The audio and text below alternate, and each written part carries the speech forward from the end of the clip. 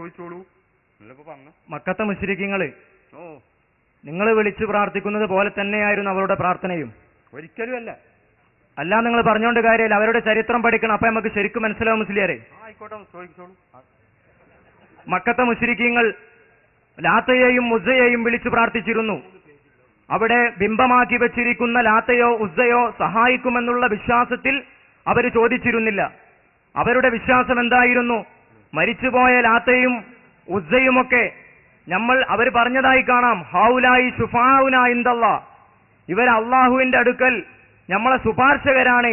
നിങ്ങളും അങ്ങനെ തന്നെ പറയല്ലേ, മൊയ്തീസയെ നമ്മൾ ശുപാർശ ചെയ്യും, റസൂൽ നമ്മളെ ശുപാർശ ചെയ്യും. അതുപോലെ തന്നെയായിരുന്നു അവരുടെ വിശ്വാസവും. ലാത്തയും ഉസ്സയും ശുപാർശ ചെയ്യുമെന്നുള്ള വിശ്വാസത്തോടെ മക്കത്തെ മുശ്രിക്കീങ്ങൾ ചോദിക്കും. മുസ്ലിയാർ ചോദ്യം ശ്രദ്ധിക്കണം. ഉണ്ട്, ഞാൻ കേൾക്കുന്നുണ്ട്. നിങ്ങളെ ചോദ്യം എന്താ ചോദിച്ചാൽ ഞാൻ അങ്ങോട്ട് വേണമെങ്കിൽ പറഞ്ഞുതരാം.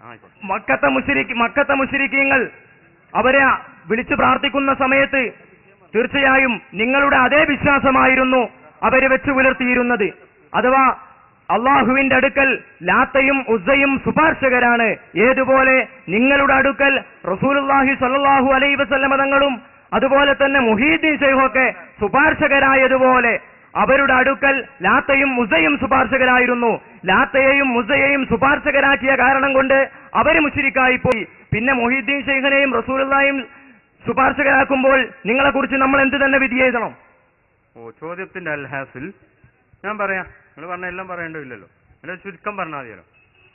മക്കാ മുശ്രിക്കുകൾ ലാത്ത ഉസ്സ തുടങ്ങിയ ദൈവങ്ങളെ വിളിച്ചിരുന്നു.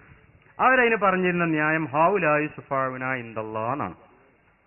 സുന്നികള് വദിരീങ്ങള് മുഹിയുദ്ദീൻ ശൈഖ് തുടങ്ങിയ കുറെ ആളുകളോട് വിളിച്ച് പ്രാർത്ഥിക്കുന്നു. വിളിച്ച് പ്രാർത്ഥിക്കാൻ നിങ്ങൾ പറയണം, ഇതായിക്കോട്ടെ.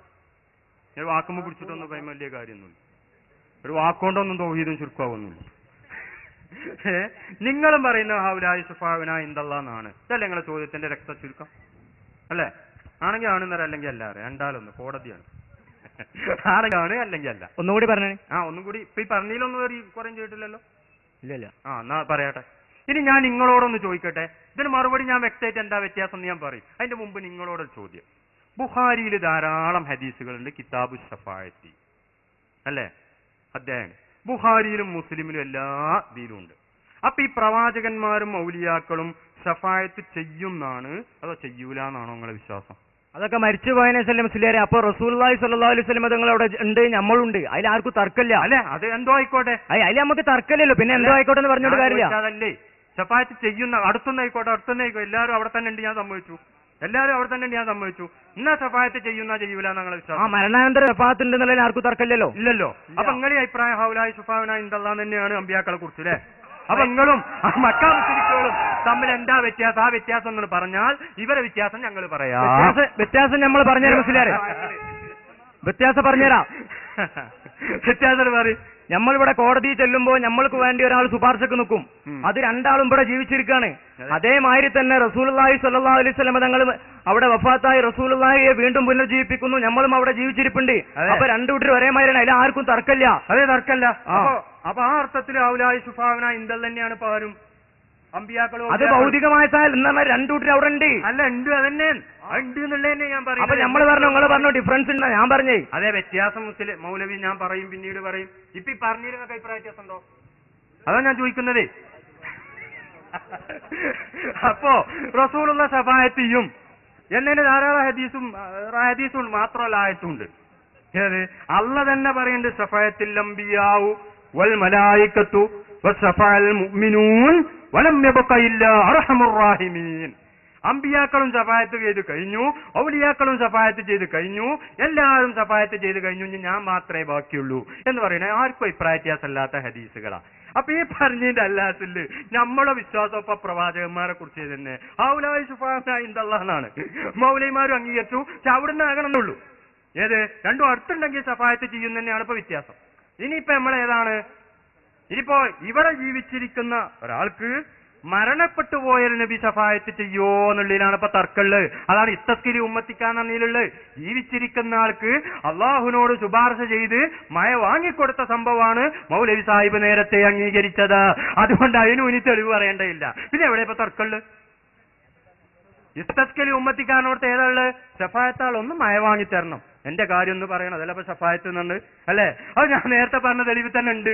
ഞാൻ അവിടെ എത്തിയാ കഴിയുന്നുള്ളിൽ അഭിപ്രായ വ്യത്യാസമല്ലാന്ന് പോലും പറഞ്ഞു. ഇനിയിപ്പോ എന്ത് തർക്കാതിയിലുള്ള വിഷയം കഴിഞ്ഞില്ലേ? വിഷയം വളരെ സിമ്പിളാണ്, നിങ്ങൾ വിഷയം ചിന്തിക്കേറ്റ. പക്ഷെ ആയിരിക്കുന്ന ആളുകളോട് ഞാൻ പറയുന്നു, വിഷയം ചിന്തിക്കണം. ഒരു 5 മിനിറ്റ് കൂടി കഴിഞ്ഞിട്ട് സിമ്പിളാക്കാം. കാരണം എന്താ വെച്ചാൽ മൂസാ നബി അവിടെ ജീവിച്ചിരിക്കുന്നുണ്ട്, ഈ ചോദിക്കണവൻ ജീവിച്ചിരിക്കുന്നുണ്ട്. മഹ്ശറയിൽ ചെന്നതിന് ശേഷം ഞങ്ങൾ പറഞ്ഞല്ലോ ഷഫായത്ത് ഞങ്ങൾ അംഗീകരിക്കുന്നുണ്ടെന്ന്. അവിടെ ഞങ്ങൾ അംഗീകരിക്കാൻ ഞാനും അംഗീകരിച്ചിട്ടുള്ളൂ. അല്ല, അവിടെ നമ്മൾ അംഗീകരിക്കാൻ കാരണം എന്താ? അവിടെ റസൂലുള്ളാഹിയും ജീവിച്ചിരിപ്പുണ്ട്, നമ്മളും ജീവിച്ചിരിപ്പുണ്ട്. അപ്പൊ മൂസാ നബിയുടെ സംഭവം ശിർക്കല്ല. കാരണം എന്തുകൊണ്ട്? മൂസാ നബി ജീവിച്ചിരിപ്പുണ്ട്, അതുപോലെ തന്നെ ഈ അനുയായും ജീവിച്ചിരിപ്പുണ്ട്. നമ്മൾ പരലോകത്ത് ചെയ്യുന്ന അത് ശിർക്കല്ല. കാരണം എന്തുകൊണ്ടാ? അത് ഒന്നാമത്തത് നമ്മള് അവിടെ ജീവിച്ചിരിപ്പുണ്ട്, റസൂലുള്ളാഹി അവിടെ ജീവിച്ചിരിപ്പുണ്ട്. അപ്പൊ ഈ മൂസാ നബിയുടെ സംഭവവും പരലോകത്ത് നടക്കുന്ന ശഫാഅത്തും ഒരുപോലെയാണ്. നേരെ മറിച്ച് ഇവിടെ നിന്ന് നിങ്ങൾ ശഫാഅത്തിന് ചോദിക്കുന്നത് അത് രണ്ടും എത്രയോ രാപ്പകൽ അന്തരമുണ്ട്. അതെ, അതിനാണ് ഞാൻ പറഞ്ഞത്, മരിച്ചുപോയ റസൂലിനോട് ജീവിച്ചിരിക്കുന്ന ഒരാൾ പോയിട്ട് പറഞ്ഞ ഹദീസ ഞാൻ ഓതി ഇസ്തസ്കലി ഉമ്മത്തിക്ക. അതിലിപ്പുള്ള എന്താണ്? രണ്ടാളും ജീവിച്ചിരിക്കല്ല ഇപ്പൊ അവിടെ ചെയ്യണ്. റസൂലുള്ള വഫാത്തായി, അതേ സമയത്ത് ഈ ചോദിക്കുന്ന ആള് ജീവിച്ചിരിക്കുക. അതെന്നെ ഖബറിന്റെ ഉള്ളിക്കാ ചോദിച്ച പുറത്തേക്കല്ല. അതുകൊണ്ട് അവിടെ ശഫാഅത്ത് ചെയ്യുകയും ചെയ്തു, മഴ കൊടുക്കുകയും ചെയ്തു, അത് സ്വഹീഹായി പണ്ഡിതന്മാർ ഉദ്ധരിക്കുകയും ചെയ്തു. അതിലിപ്പോ നിങ്ങൾക്ക് തർക്കല്ലാണ് നേരത്തെ അംഗീകരിച്ചതാ. അപ്പൊ അതിനെന്നെ മുസ്ലിം മൗലവി ശഫാഅത്ത് പറയുന്നത്. ശഫാഅത്ത് പറഞ്ഞാൽ എന്ത് വണ്ണാങ്കട്ടെ നിങ്ങൾ വിചാരിച്ച്? ശഫാഅത്ത് പറഞ്ഞ സംഗതി അതെന്നെ. ശഫാഅത്ത് പറഞ്ഞ തൊപ്പി പോടോ അല്ലേ? എന്താണ് ശഫാഅത്ത്? ഇതിനെന്നെ ശഫാഅത്ത് അറിയണത്. ഇനി വേറെന്ത് ശഫാഅത്താ? അപ്പൊ നിങ്ങൾ ഈ അല്ലാസിൽ ഏതന്നെയായി? ഇപ്പൊ ഔലായി സുഫാന ഇന്തല്ലാ. മക്കാ മുശ്രിക്കുകളും പറയണ ഔലായി സുഫാന ഇന്തല്ലാ. നിങ്ങളെ വ്യത്യാസം ഞങ്ങൾ പറയും, അപ്പൊ ഞങ്ങളെ വ്യത്യാസം ഞങ്ങളും പറയും. അല്ല ഇവിടെ ന്യായം. അപ്പൊ ഏതായാലും ആ വിഷയത്തെ കുറിച്ച് കഴിഞ്ഞോ? നിങ്ങളൊന്ന് ചിന്തിക്കണേതാണ്. ചിന്തിച്ചിട്ട് നിങ്ങളൊന്ന് വിളിക്കും. ഇനി നിങ്ങൾക്ക് വല്ല സംശയം ഉണ്ടെങ്കിൽ